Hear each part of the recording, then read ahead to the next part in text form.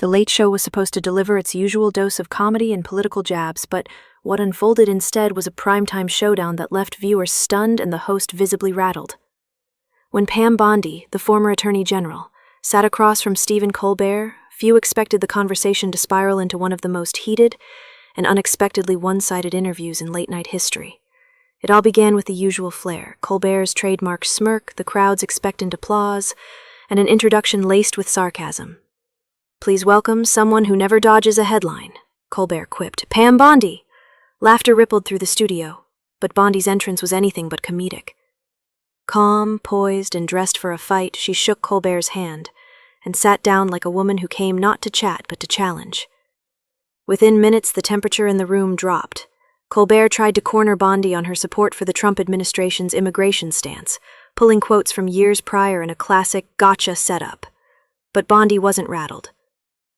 "Actually," she interrupted coolly, "if you're going to quote me, let's be accurate. Context matters, even on comedy shows." The audience murmured, the host blinked. A standoff had begun. Colbert attempted to pivot, jumping into election laws and voter suppression. Bondi came prepared with DOJ data, challenging his talking points like a seasoned litigator dismantling an amateur prosecutor. The crowd's chuckles gave way to silence. What was supposed to be a roast was becoming a reversal. Colbert, usually the predator, now the prey. Things got even more tense when Colbert brought up the controversial Trump University case. "Didn't your office decline to investigate after receiving a donation from the Trump Foundation?" he asked, hoping to land the fatal blow. Bondi's demeanor shifted.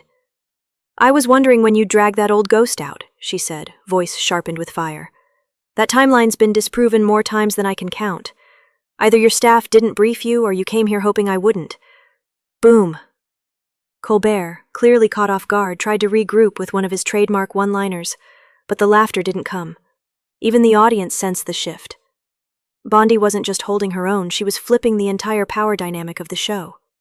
Every attempt Colbert made to catch her off balance was met with facts, data, and a punchline of her own. Even when the conversation turned to her personal loyalty to Tr.